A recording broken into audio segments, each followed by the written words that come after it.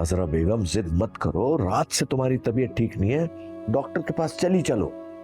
मेरी तबीयत ठीक है, बस मुझे लग रहा है कि कुछ होने वाला है, दिल घबरा रहा है बस मेरा। क्या होगा? अम्मी अबू ये देखें।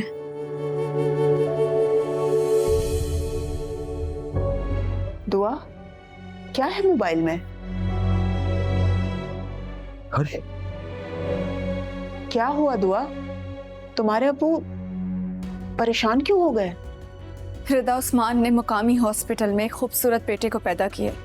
माशाअल्लाह, अल्लाह का लाख लाख शुक्र है, अल्लाह ने उसकी गोद भर दी है।